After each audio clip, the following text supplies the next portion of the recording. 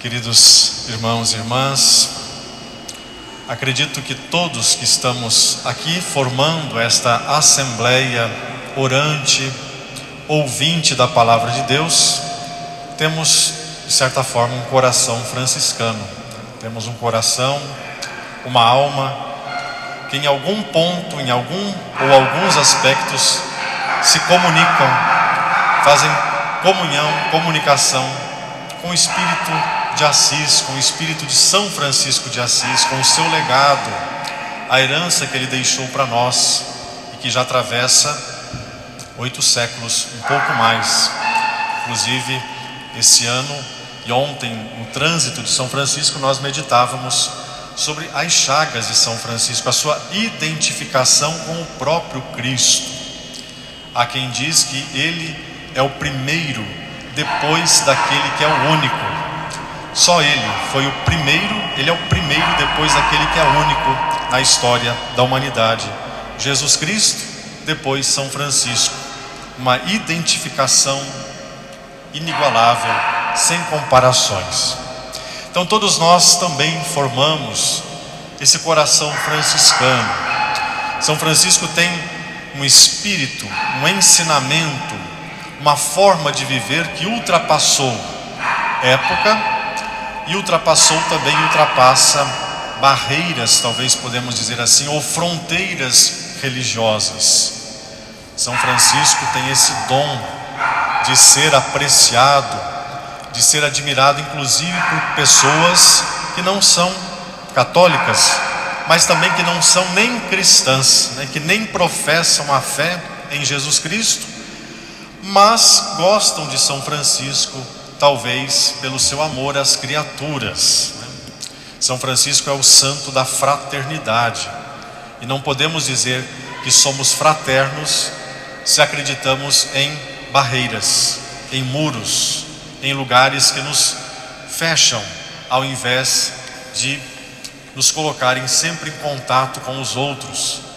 São Francisco é o santo construtor de pontes, poderíamos dizer assim, e jamais de muros, porque ele sempre criava e criou comunhão com todas as criaturas e com as outras pessoas de modo especial.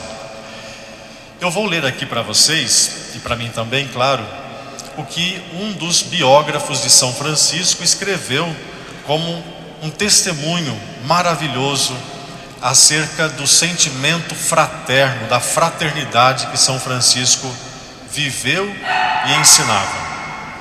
Diz assim Tomás de Celano: Francisco enchia-se de inefável gozo todas as vezes que olhava o sol, contemplava a lua e dirigia sua vista para as estrelas e para o firmamento. Quando se encontrava com as flores, pregava-lhes como se fossem dotadas de inteligência e as convidava a louvar a Deus.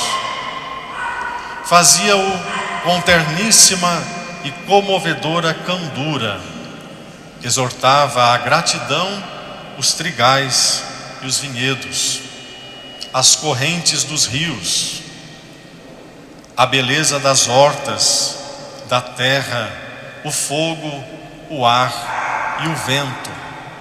Um parênteses aqui, tanto que São Francisco escreveu aquilo que é considerado ou considerada uma das primeiras poesias da língua italiana, o Cântico das Criaturas, né? Louvando todas as criaturas, o sol, a lua, a terra, o fogo. Fecha parênteses.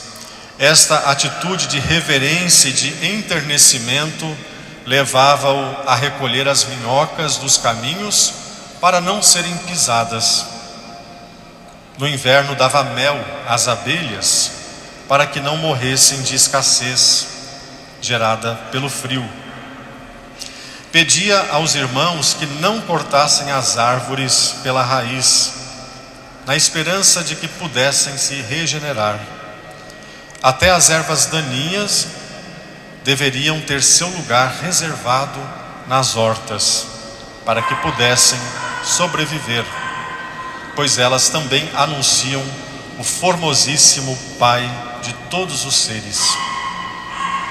Francisco jamais, portanto, fechando o parênteses, Francisco jamais se colocou acima das coisas, né? É uma atitude muito nossa, talvez, nos colocarmos acima das coisas, como se a dimensão antropológica ou antropocêntrica, né, fosse exatamente o centro de tudo, acima de tudo. Mas Francisco colocava-se aos pés das coisas, junto com as coisas, verdadeiramente como quem convive como irmão e irmã, descobrindo os laços de parentesco que nos unem uns aos outros. Eu não sei a vocês, queridos irmãos e irmãs, mas isso é algo que nos toca, que me toca bastante, assim, essa visão, não é uma visão, uma forma de São Francisco viver e se relacionar com todas as coisas. Ele não via Deus separado das coisas. Eu não consigo também entender, talvez, uma fé que separa Deus das coisas, que separa Deus das pessoas, Deus dos acontecimentos.